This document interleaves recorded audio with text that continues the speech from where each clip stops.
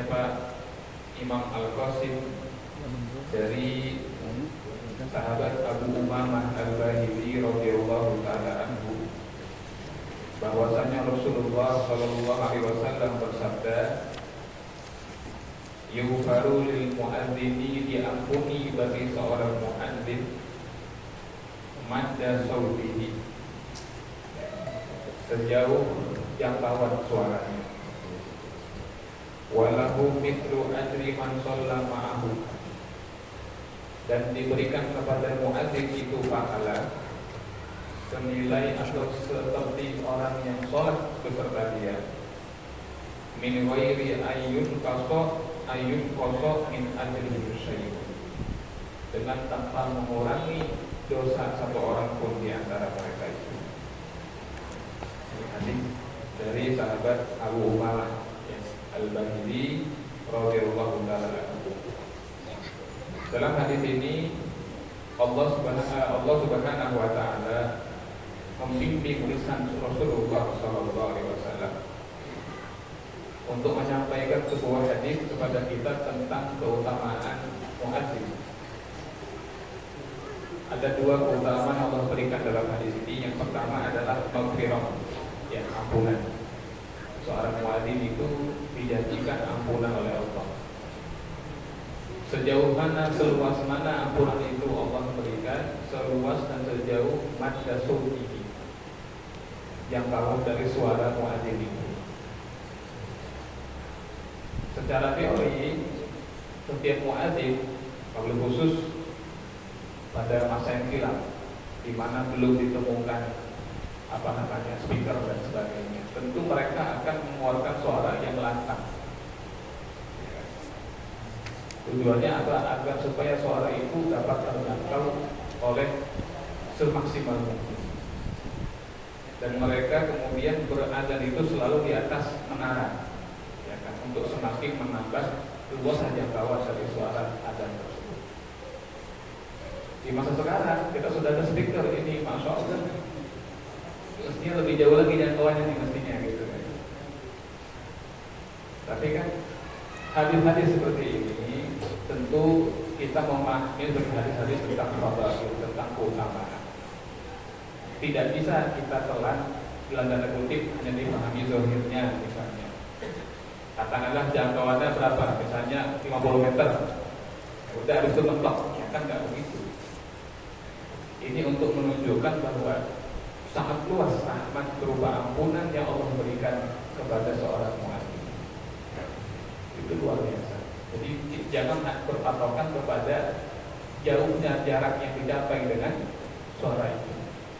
Sama seperti hadis tentang melangkahkan kaki ke masjid, ya kan, satu langkah sekian, semakin jauh langkahnya maka sekian.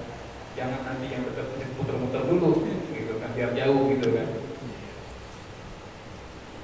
Itu kan keutamaan surat. Atau siapa yang membaca surat Al-Ikhlas satu kali seakan-akan membaca sepertiga Al-Quran keutamaannya. Kalau dia baca 2 kali seakan-akan 2/3 Al-Quran. Kalau dia baca Al-Ikhlas 3 kali seakan-akan keutamaannya seperti orang menghatamkan Quran. Tapi kalau ditimbang antara mana yang lebih banyak pahalanya, yang menghatamkan dari Al-Fatihah sampai An-Nas atau yang cuma kulhu 3 kali, kan? Yang kulhu 3 kali ya dapat keutamaan, tapi tidak mungkin menyamai apalagi melampaui yang betul-betul khatam. Dari hurufnya udah beda jumlah hurufnya. Satu huruf minimal 10 pahala. 3 kali dia ulang Al-Ikhlas, berapa huruf sih gitu kan? Nah, sama seperti hadis ini. Ya, tapi hadis ini menawarkan ampunan yang luar biasa dari Allah bagi seorang muadzin. Yang kedua adalah walahu mithlu ajri man shalla ma'ahu min ghairi ayyan tusab min ajrihim syai'an. Dan orang yang muadzin itu mendapatkan pahala seperti halnya pahala orang yang sholat beserta dia. Maksudnya seorang muadzin ketika dia berazan sebagai penanda masuknya waktu sholat, salah satunya itu, maka boleh jadi ada orang yang ketika mendengar azan dia ingat sudah waktunya sholat, Kita belum bicara dia ke masjid, dia sholat entah di rumah, entah di kantor begitu kan, entah di warung. Tapi asbabnya dia mendengar suara. Maka orang yang muadzin tadi Allah berikan pahala juga. Berapa pahala orang yang sholat ini? Katakanlah misalnya 10, maka si muadzin juga dapat 10 tersebut. Kalau satu orang 10 yang mendengar adanya dia lalu sholat, katakanlah ada 100, maka dapat 1000 pahala itu muadzin. Dan pahala orang-orang yang sholat tadi, yang 1000 orang tadi tidak berkurang sedikit. Jadi besar sekali pahala muadzin itu. Makanya pada pertemuan yang lalu saya sampaikan, jangan sampai seumur hidup sekalipun tidak pernah azan di masjid. Ya. Jangan cuma ada 2 kali seumur hidup. Pertama ketika anak lahir, gitu. Yang kedua ketika orang tua meninggal. Cuma 2 kali doang ada seumur hidup. Gimana ya? Harus pernah ada di masjid, walaupun sekali. Suara saya nggak bagus Ustaz, nggak ada soal. Yang penting saya katakan bacaannya benar, tertib begitu kan? Ya masalah suara mah ya, susah kalau udah fals aja mau gimana lagi? Ya, tapi jangan jadi alasan. Wa an Sayyidina Sa'id ibni Abi Waqqas radhiyallahu ta'ala anhu an Khawlah bintil Hakam as-Salmiyah qalat qala Rasulullah sallallahu alaihi wasallam. Disebutkan di dalam sebuah hadis dari sahabat Sa'ad bin Abi Waqqas, ya, sahabat Sa'ad bin Abi Waqqas radhiyallahu taala, dan dari Sayyidah Khawlah bintil Hakam radhiyallahu taala. Beliau berkata, telah bersabda Rasulullah sallallahu alaihi wasallam, al-maridu dhaifullah ma dama fi maradihi, yurfa'u lahu kulla yawmin 'amalun 70 syahidan, fa in 'afahu min maradihi kharaja min dhunubihi ka yawmi waladathu ummuhu, wa in qudiya 'alaihi bil maut adkhalahu al-jannata bi ghairi hisabin. Nabi bersabda yang artinya orang yang sakit itu adalah tamunya Allah. Orang yang sakit itu adalah tamunya Allah. Mada fi maradihi, selama dia sakit maka diangkatlah baginya pahala setiap hari itu, yaitu 70 syahid. Pahala 70 syahid. Fa in afahu min maradihi, jika Allah menyembuhkan dia dari sakitnya, kharaja min dunubihi, maka dia sudah keluar dari dosa-dosanya itu, kayaumin waladathu ummuhu, seperti pada hari baru dilahirkan oleh ibunya. Fa in qudiya alaihi bil maut, apabila asbab sakitnya itu kemudian dia mati, adkhalahul jannata bi ghairi hisabin, maka dia masuk ke dalam surga tanpa hisab. Tanpa hisab. Biwairi hisab, tanpa hisab. Jamaah yang dirahmati Allah Subhanahu wa taala. Di dalam penggalan hadis yang kedua ini, Nabi sallallahu alaihi wasallam menyebutkan kepada kita tentang sakit. Ya. Seorang mukmin tidak akan pernah sepi, tidak akan pernah terbebas dari sakit. Min maradin, sakit, wa nasabin, dan capek-capek. Ya kan? Orang mukmin pasti nggak pernah sepi dari sakit, capek, apalagi kehilangan, bahkan kata Nabi wahamin, apa kerisauan, pasti ada itu. Ya. Justru kalau orang nggak pernah sakit, nggak pernah kehilangan, nggak pernah risau, itu harus hati-hati, harus hati-hati. Karena di dalam sakitnya seorang mukmin terdapat hikmah yang besar, berupa apa? Ampunan dari Allah. Sakit itu sebagiannya adalah kafarat, dan sebagian yang tersisa adalah pengangkat derajat kita di sisi Allah. Nah, bahkan orang sakit itu katakan yang Rasul adalah seperti dhaifullah, seperti tamunya Allah. Yang namanya kita bertamu, Allah perintahkan wajib memuliakan tamu. Betul kan? Iya. Kalau ada tamu kita wajib muliakan. Bahkan Nabi menyebut dalam sebuah hadis, man kana yu'minu billahi wal yawmil akhir falyukrim dhaifahu. siapa yang betul-betul beriman kepada Allah dan beriman kepada hari akhir, hendaklah dia memuliakan tamunya. Ada sahabat Nabi itu yang demi memuliakan tamu, dia sama istrinya sampai gak makan, pura-pura makan. Yang penting tamunya bisa makan. Dan itu mendatangkan ridhonya Allah yang luar biasa. Mendatangkan ridhonya Allah. Nabi Ibrahim alaihissalam itu sangat senang memuliakan tamu. Nabi kita Nabi Muhammad SAW itu tidak pernah menolak tamu. Walaupun kadang-kadang tamunya itu ya namanya orang bertamu, ada orang ngerti, ada orang nggak ngerti kan gitu kan. Iya. Kalau orang yang ngerti bertamu itu lihat-lihat waktunya dulu, ya kan. Jangan kita bertamu jam 11 malam gitu kan. Kalau ngerti janjian dulu kalau ngerti. Terus kalau sudah selesai urusan jangan lama-lama kalau ngerti. Tapi kan orang kan gak semuanya ngerti. Apalagi Rasul memuliakan mereka. Ada yang bertamu betah banget, berjam-jam sampai Nabi gak bisa istirahat. Tapi Nabi gak pernah usir banget, tetap dimuliakan. Semua orang merasa betah di rumah Nabi karena Nabi memuliakan semua tamunya. Mau yang datang orang kaya, orang miskin, pejabat atau budak, sama Nabi dimuliakan. Wajib. Yang memuliakan tamu hukumnya wajib. Nah, kalau kita selaku hamba saja diperintahkan untuk memuliakan tamu, apalagi Allah. Ya. Dalam artian tentu Allah Subhanahu wa taala lebih memuliakan tamunya daripada kita. Tamu-tamu Allah itu dimuliakan. Dan tamu-tamunya Allah tidak hanya mereka yang berkunjung ke Baitullah, bagi jamaah haji atau jamaah umrah, nggak cuma itu. Ya. Tetapi tamu-tamu Allah juga adalah orang-orang sakit, orang sakit.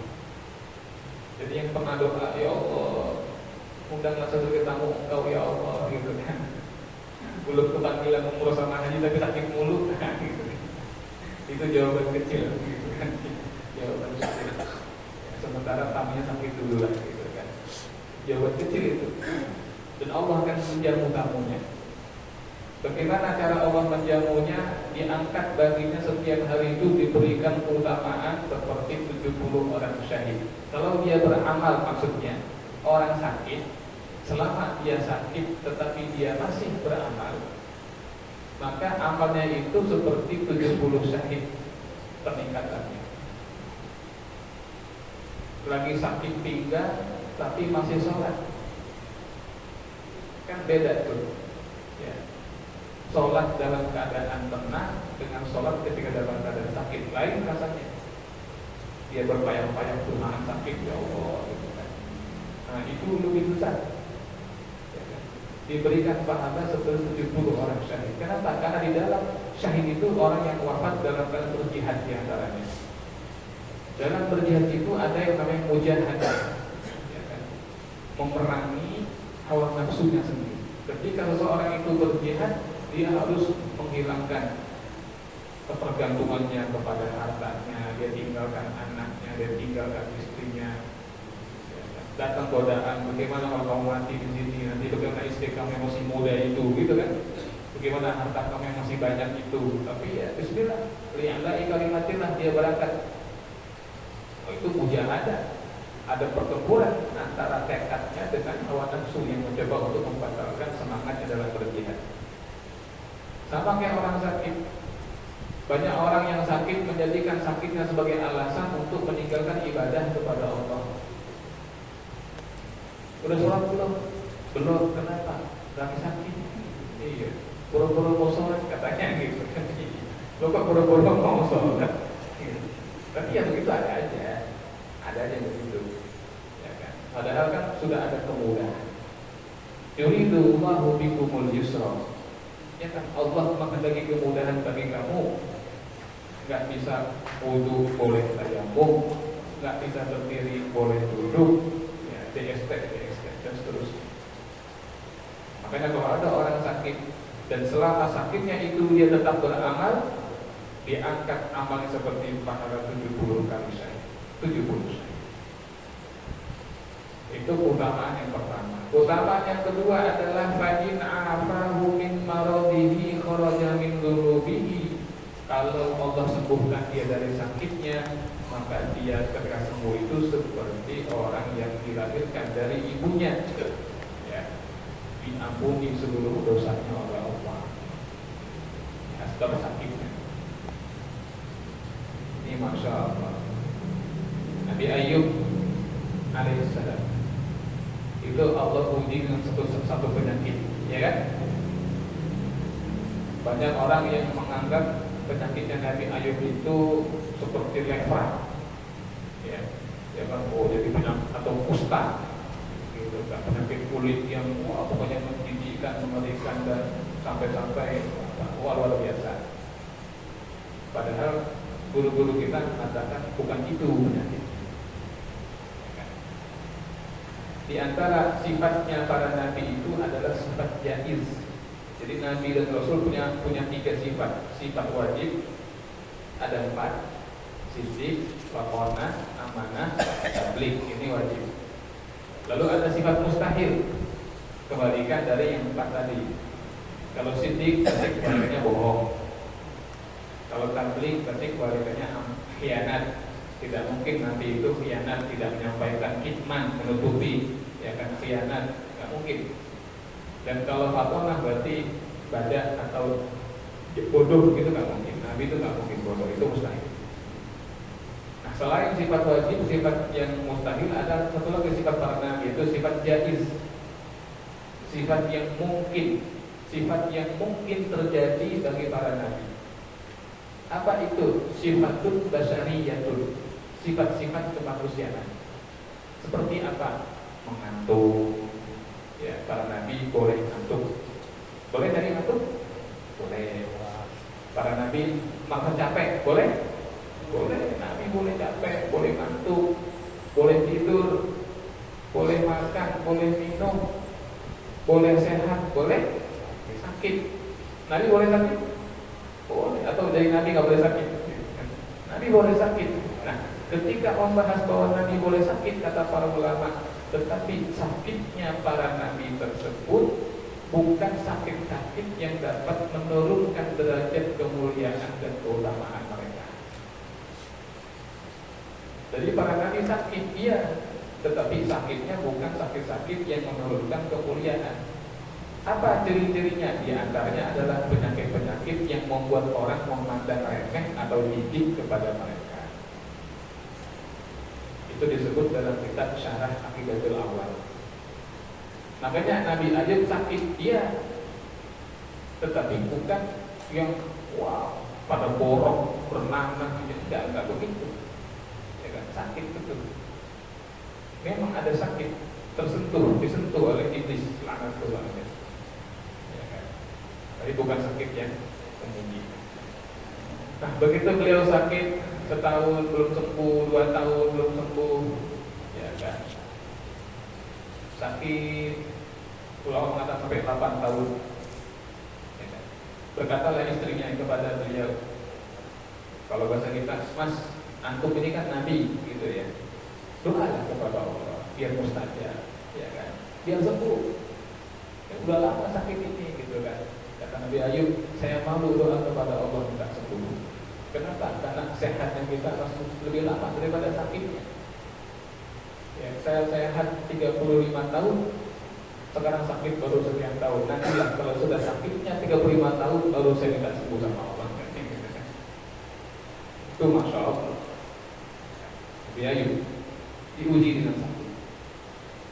Kalau orang itu diuji sakit, maka selama dia sakit dia beramal dilipat gandakan pahalanya. Kalau dia disembuhkan Allah, maka keluar dari seluruh dosa-dosanya. Bagaimana kalau dia mati dalam keadaan sakit? Fa in qudiya alaihi bil maut, kalau dia dicabut nyawanya karena sakit itu, adkhalahul jannata, maka dia masuk ke dalam surga, dimasukkan Allah ke dalam surga bi ghairi hisab, dengan tanpa hisab. Jadi barangkali Bapak-bapak sekalian, barangkali kalau ada kawan-kawan kita, yang keluarga kita yang meninggalnya karena sakit, barangkali Karena dulunya mereka pernah berdoa juga, ya Allah masukkanlah hambaku surga tanpa hisab. Barangkali pernah minta begitu, dan Allah kabulkan doanya. Ya, di antara cara masuk surga tanpa hisab adalah dia wafat karena sakit yang telah dia derita dengan penuh kesabaran. Itu kuncinya, ya. Gak semua yang sakit terus mati. Ya. Bagaimana dia menerima sakit itu? Bagaimana kondisi imannya, bagaimana kehendaknya untuk beramal, ya kan? Bagaimana persangkaan dia kepada Allah dengan sakitnya itu, ya kan? Tapi kita yang sangka sama teman-teman kita, kerabat kita yang wafat karena sakit, masalah sakit itu, ya, sehingga mereka insya Allah masuk surga tanpa hisab. Ya. Amin ya Rabbal alamin. Wa qala Nabi sallallahu alaihi wasallam wal mu'adzinu huwa hajibullah ta'ala yu'tihi bi kulli adzanin thawaba al-nabiyyin. Dan seorang muadzin itu adalah hajibnya Allah Subhanahu wa taala. Hajib itu kalau raja itu biasanya punya petugas yang berdiri di pintu. Ya kan, misalnya yang datang gubernur. Nanti sang petugas itu berteriak, gubernur datang, gitu kan. Jadi baru nanti ada kasih yang keluar, suruh masuk karena ruang raja, baru masuk. Itu hajib. Jadi dari kata hijab, orang yang menutupi.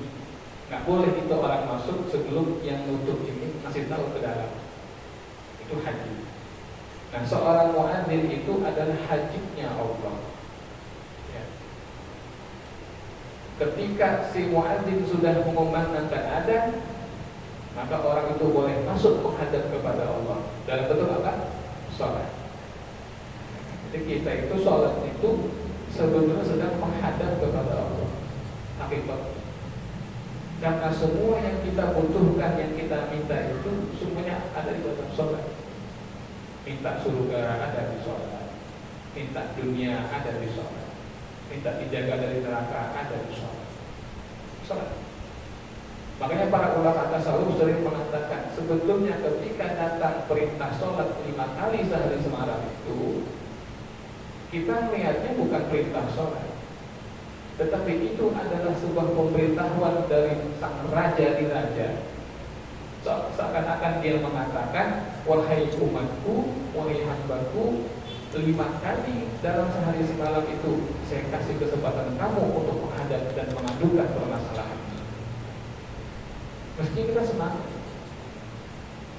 Bayangkan kalau tiba-tiba misalnya tiba-tiba ya, Pak Prabowo selaku Presiden Indonesia mengatakan apa? Untuk jamaah Hasananiyah setiap hari Kamis pagi boleh melapor langsung ke istana. Wah. Yang punya keluhan, yang punya masalah, yang punya hajat, bawa masuk aja udah. Gak usah pakai protokol ini itu, gitu kan. Saya rasa berbondong-bondong orang ke sana. Walaupun cuma sekali seminggu, cuma hari Kamis. Pasti orang antri. Nah, sekarang yang mengundang Allah 5 kali, ya mestinya kita lebih semangat. Bukan beban. Tapi ini kesempatan di mana Allah ingin kita mengajukan dan mengajukan segala permohonan kita. Nah, muadzin itu adalah hajibnya. Dia yang beritahu, oh waktunya masuknya salat, gitu kan. Maka Allah berikan kepada sang muadzin tersebut, ya, pahala yang besar, sawab alfi nabi, seperti pahala 1000 orang nabi. Ya kan? Karena semua nabi itu tugasnya apa? Adalah memberitahu kepada manusia, ya kan? Mana yang benar, mana yang salah, bagaimana cara beribadah. Itu nabi. Ya kan? Dan ada kesamaan antara seorang muadzin dengan seorang nabi dalam arti tugas. Apa kesamaannya? Keduanya, yaitu nabi dan muadzin, sama-sama menggunakan seruan mereka untuk mengajak orang kepada Allah. Bukankah Allah berfirman, wa man ahsanu qawlan mimman da'a ila Allah, ya kan? Siapa yang lebih baik ucapannya dibandingkan orang yang menyeru orang lain menuju kepada Allah? Ini wajib. tentu dengan syarat dan ketentuan yang berlaku ya, yang pekan lalu sudah kita bahas. Siapa saja muadzin yang bagaimana saja itu sudah kita bahas. Wal imamu wazirullahi yu'tihi bi kulli sholatin thawaba alfi siddiqin. Dan seorang imam itu adalah wazirnya Allah. Ya, wazir. Ya, wazir itu kalau bahasa sekarang menteri. Seorang imam itu adalah wakilnya Allah. Yu'tihi bi kulli sholatin, akan diberikan kepada sang imam itu dengan setiap sholat yang dia pimpin thawaba alfi siddiqin, pahala 1000 orang siddiq. Ya. Ini menarik nih. Imam diberikan pahalanya oleh Allah, setiap sholat yang dia pimpin itu pahala 1000 orang siddiq. Siddiq artinya orang-orang yang punya sifat sidqun. Sidqu itu artinya jujur, benar, itu sidqu. Ya. Perhatikan, ada yang orang jujur dalam ucapannya saja, tapi hatinya tidak. Ada yang jujur lisannya dan perbuatannya, tapi hatinya tidak. Ada yang ucapannya bohong, tapi hatinya jujur. Ya kan? Macam-macam. Yang paling tinggi adalah orang yang jujur, zahir dan batin, sehingga apa yang dia tampakkan itu sama dengan apa yang dia sembunyikan. Sementara orang-orang munafik itu mereka menampakkan keimanan tapi menyembunyikan kekufuran. Orang-orang munafik itu menampakkan ketaatan tapi menyembunyikan kemungkaran. Nah, jadi sifat pertama seorang imam yang ingin seperti ini adalah dia harus dari orang yang sidik. Tata berat ya, berat ternyata. Makanya para ulama mengatakan ada adab-adab imam ya. Misalnya apa? Sebelum dia takbir ihram, dia beristighfar untuk dirinya dan seluruh kaum muslimin. Baru dia Allahu Akbar. Itu di antara adab. Dia minta ampun dulu kepada Allah. Takutnya dia menurut pandangan Allah belum cocok atau belum layak menjadi imam, maka dia minta ampun kepada Allah. Jadi imam itu kalau dia soleh, siddiq, paling besar pahalanya. Tapi kalau dia bermasalah, paling berat pula tanggungan. Itu imam. Nah, kalau gitu saya mau jadi imam, ya jangan. Belajar jadi imam yang benar, yang baik. Minimal syaratnya menjadi imam sholat kata para ulama adalah secara fikih dia mengerti tentang 3 bab dasar. Pertama adalah bab tentang istinja, bab cebok. Jangan menjadi imam kalau orang itu masih belum ngerti cara cebok, takutnya masih najis. Yang kedua adalah dia mengerti bab tentang taharah, wudu terutama, dan mandi junub. Ya, karena 2 kondisi inilah yang secara fikih menghalangi sholat dari mengerjakan sholat. Kalau masalah cebok tadi kan babnya bab najis dulu. Nah, sudah wudu, tapi kalau ada najis kan tetap nggak boleh. Jadi dia mengerti cara bersuci dari najis. Yang kedua dia mengerti cara bersuci dari hadas, kecil maupun besar. Dan yang ketiga dia mengerti tentang sholat. Nah, sholat ini banyak babnya, banyak cabang ilmunya yang harus dia perhatikan minimal 2. Dia tahu mana yang harus dikerjakan, berarti rukun, dan dia tahu mana yang tidak boleh dikerjakan, berarti yang membatalkan sholat. Adapun masalah kesunahan itu kan tidak mempengaruhi sah dan tidaknya sholat. Ya, jangan sampai dia kerja yang sunnah, tapi dia kerjain yang membatalkan, kan kacau urusannya. Ini demi apa? Demi secara fikih dia mengamankan jamaah. Masalah batin hisabuhu Allah. Nanti bagikan itu hisabnya Allah Subhanahu wa taala. Nah, yang terakhir kata para ulama apa? Seorang imam itu juga harus peka terhadap kondisi makmumnya. Misalnya apa? Dia harus berhati-hati kalau ternyata dia tergolong orang yang dibenci. Karena di antara sholat imam yang tidak diangkat oleh Allah adalah seorang imam yang dibenci oleh kaumnya. Na'udzubillah tsumma na'udzubillah min dzalik. Tapi kalau diterima oleh Allah, dia soleh, dia sahih, maka dia mendapat pahala seperti 1000 siddiq. Wal alimu wakilullahi ta'ala yu'tihi bi kulli haditsin nuran yaumal qiyamah wa kataballahu lahu bi kulli haditsin ibadata al-lisan. Dan orang yang alim itu adalah wakilnya Allah. Allah akan memberikan kepada orang alim itu dengan setiap satu hadis yang dia sampaikan, Allah jadikan nur baginya nanti pada hari kiamat. Dan Allah tetapkan pada setiap satu hadis yang dia sampaikan itu atau dia ajarkan itu sebagai ibadah selama 1000 tahun. Itu orang alim yang utamanya besar sebagai wakilnya Allah Subhanahu wa ta'ala. Wal muta'allimuna minal rijali wan nisa hum hudamullahi kama jazaohum illa jannah. Dan orang-orang yang belajar kepada orang yang alim, baik laki maupun perempuan, mereka semua adalah pelayan-pelayannya Allah, dan tidak ada balasan bagi mereka yang melayani Allah selain daripada surganya Allah Subhanahu wa ta'ala. Ini Masya